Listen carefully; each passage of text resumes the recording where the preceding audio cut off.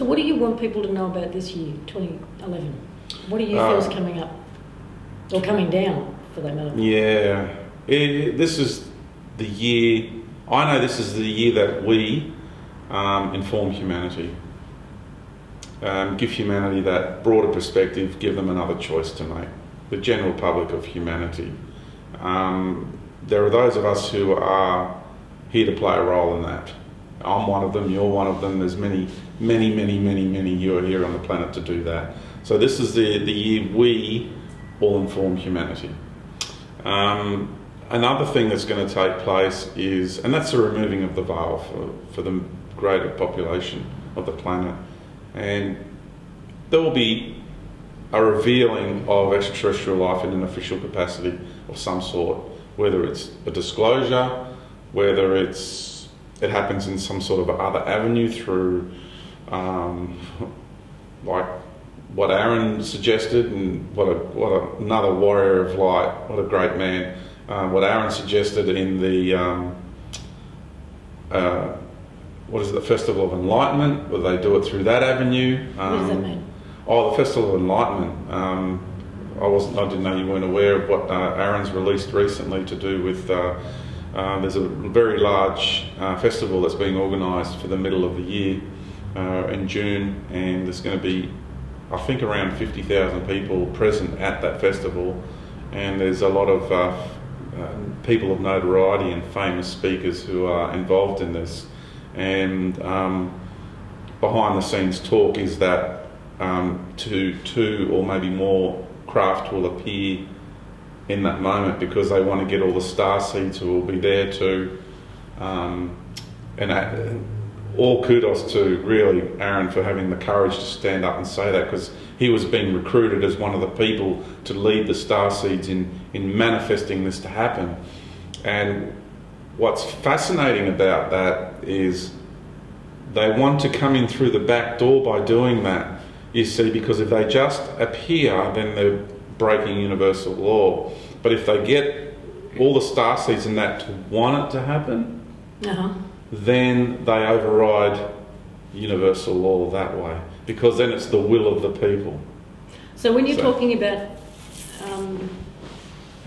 the presence of ETs, you're talking about part of the negative agenda. Yeah, absolutely. I'm talking false light. Right. I'm talking that lower light as well. We can get technical here about it.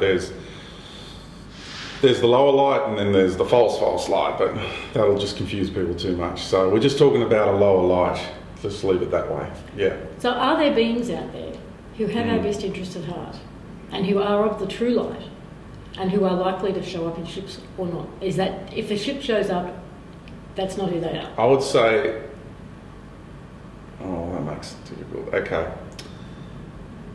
There is the very few, like the most teeniest percentage of some people that are going home with their galactic family as we speak. So when those beings turn up, it's not, the beings don't say we are this and we are that, and no. The moment they're there, everybody knows who's who and what's what. There's, like, you walked in the room, hey Lisa, how you going? There's not, I'm Lisa Harrison, I'm so, there was none of that, was there? I'm Georgia, we knew, right? And so that's the way it is. It's, instantly when they turn up who's who and what's what. No one has to say anything. No one has to prove anything. So they don't have to remind you, you instantly know. So there's people who are going home with their true galactic families now. They're already leaving the Earth because it's not their path to ascend, and their genetic embodiment is so important to their home race and other races whose energetic streams are running through their bodies. They've got contracts with. So, excuse me. So that process has already started. It's already been going on for a while. There are people already leaving, and there'll be more that will leave. But I would say 99.999999999% of all the ships going on out there, because it's like peak hour out there, really, are either of the shadow government or the ETs of the lower light. That's disheartening for a lot of people. They're hoping for some kind of... That's because they're externalising. Yeah, no, you save yourself. That's it. You've got the inner light, you've got the power within. That's why they've all stepped back. Remember I said my galactic family came and they said, we've got to stand back now. And I cried and they, expressed tears, because there's 3 and 4D ETs that I've been in contact with of the true light. These are people who know what's going on. The majority of them know. This is what we've been exposed to here is a small, tiny fraction of cosmic life on a galactic and beyond level, the ET level. It's a drop in the ocean. These are just guys who are caught up in a paradigm who don't know what's really going on here. Everybody else does. I mean, when you left your planetary system and your home star system to come and incarnate on Earth, it was a huge festival and celebration and honouring of the courage of these beings who were leaving there to come to Earth to incarnate representing their peoples. I mean, think of it. Just for a moment, just the memory of that. People will remember that too. It's very emotional. I've gone through all this process personally already.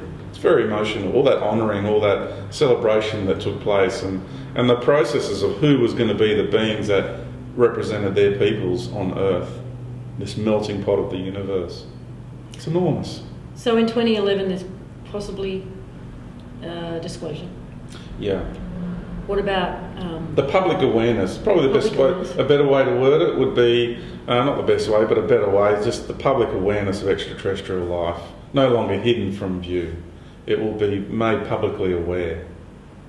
Yeah, because they need to win the minds and the hearts of the people. Yeah. So they can then steer humanity, because humanity's being steered in a particular direction. All the technology that we're using, all these cameras and internet, computers and everything, it's all designed to steer humanity in a particular direction. We've got this kind of technology on the planet. We don't have other kinds of technology. So why this technology? Now that's what people need to ask as well. What is it about this kind of technology? Silicon-based technology, silica-based technology. All right, so why? And then you realise we're being steered in a particular direction. And that's what these beings want to do. They want to steer us off course. They don't want us to go through this organic, natural process of ascension with Mother Earth. Well, they can only take so many with them, surely. Yeah, they'll take a fair few, unfortunately. Close to half the world's population will go. That's what I feel. I'm not saying that's an absolute fact. I've felt it for years and it hasn't changed. That feeling has not changed. That roughly half the world's population. So in a way, everybody wins. The GFL wins, we win, everybody wins. They get some of us, what they want. Some of us ascend. Do you know what I mean? Yeah. It's a weird perspective, but everybody wins. Oh, it sounds weird, but no, it was just something I contemplated the other day. And it's like, everybody wins in a way, don't they? They'll claim their victory and we'll claim our victory and everybody wins. It's weird, but it's kind of makes sense, yeah. So about a third, I feel about a third of the population of the planet will ascend with Mother Earth, which is a lot. There's 2 billion people. So up to half leave. Yeah. A third. Say about 3 billion thereabouts leave, or give and take a bit. Yep. Say about 2, give and take a bit, ascend, and the rest will end up. Some will go with their galactic family, and the rest will be the group that actually end up perishing in a lot of the changes and the disasters that will take place. Which is not that many relative to the. It's a lot of people, but nowhere near as many as what some people are saying or think or feel that. There's going to be a lot of death and destruction. Well, it's not. Well, some people are selling the idea that unless you're on the mountain peak in Tibet, you aren't surviving. Yeah. No, nothing. This whole reality is deconstruction. The whole of Earth's crust is going, so anyone left out here won't survive anyway. So, we've all got to go through these organic openings into that higher dimensional existence. So we're then safe from all the changes, from Mother Earth needing to cleanse herself of these lower aspects of herself. It's like we're all on timelines, I guess, in the sense of, for those people who feel really, really strongly about cataclysmic earth changes and about how to survive those, is it because that literally is their timeline, their future. Yeah. They will be here when... Exactly. And there's people who say what George says is, I don't feel it. It's not going to happen. Well, they're not going to experience it. Yeah. See? So that's why they're not connecting with it. I'm going to be going in and out of these doorways. So I'm going to be here right through the end. I'll be one of the last that go through right at the end. People are living a little bit more day to day, a little more in the moment. And I'm certainly finding that in my own life. I can only deal with what's pretty much right in front of me. That's right. And I've stopped resisting that, which is making things a lot easier. But yeah, is there anything you want people to know about what to expect this year and how to go and how to be with it? What I'd like to say is I'm not perfect, but I'm perfect the way I am. And I urge everybody to say that about themselves, because none of us are perfect, but we're all perfect the way we are. And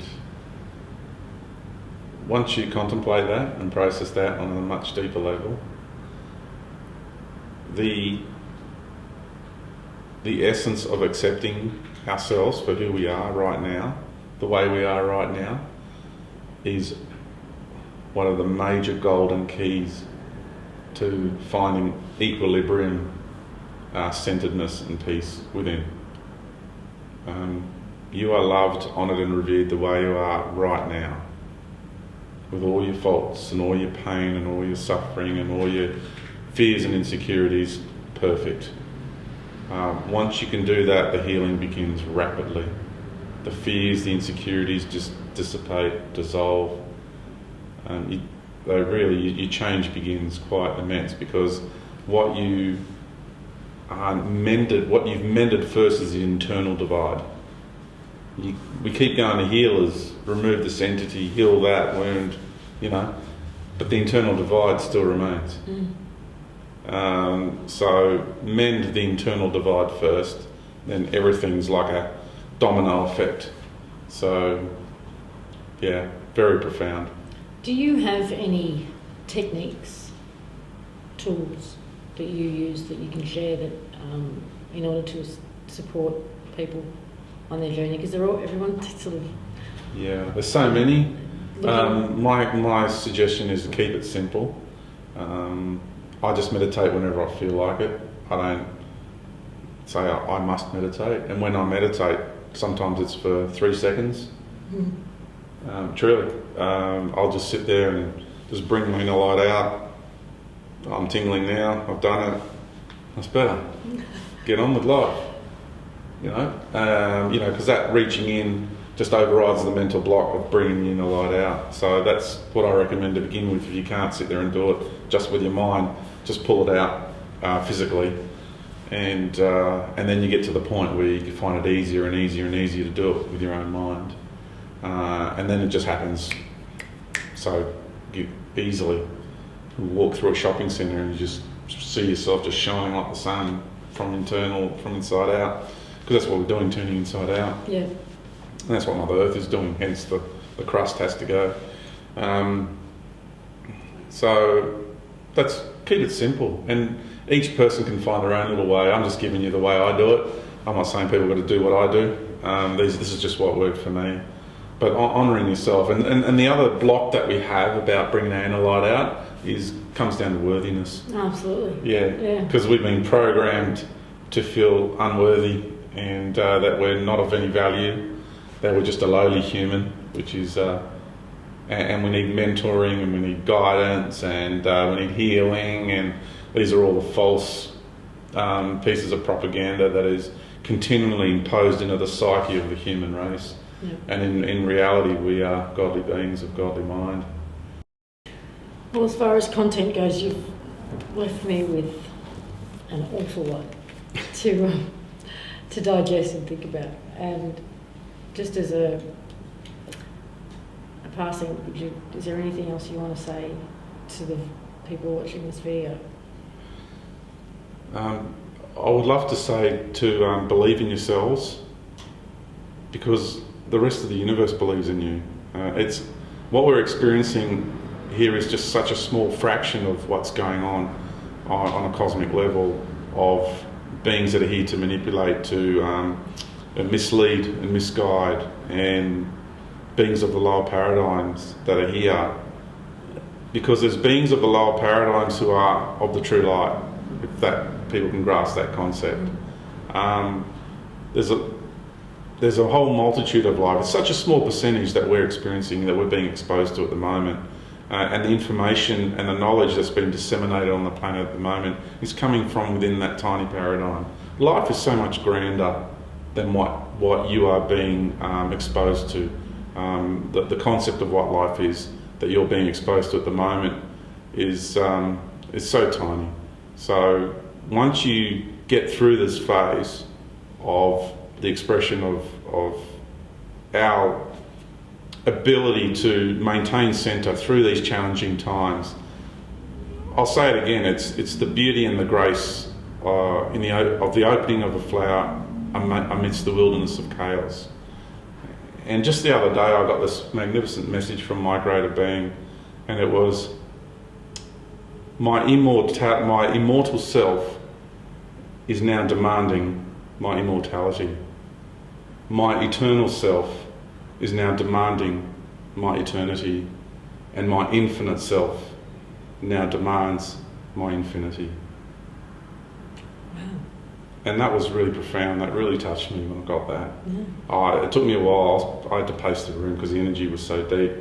Because I didn't just get that on an intellectual level. When I get these, it's energy that comes from the core of my being out. And that's what's happening to us now. Our immortal selves are now demanding our immortality. It's time.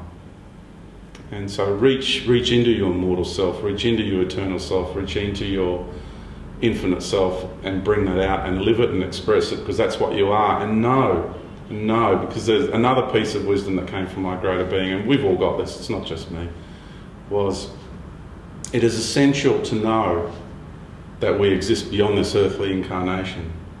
But it is absolutely imperative to know that nothing, and I mean nothing, exists beyond your infinite and eternal self. So if you can just contemplate that and grasp the concept that nothing exists beyond you and nothing exists beyond me, that we are the all and not some collective hive mind, God, construct, matrix that we've all spawned out of. That is the deadly deception. Agreed. Thank you. You're ever so welcome. Thank you. It's been amazing. Thank you.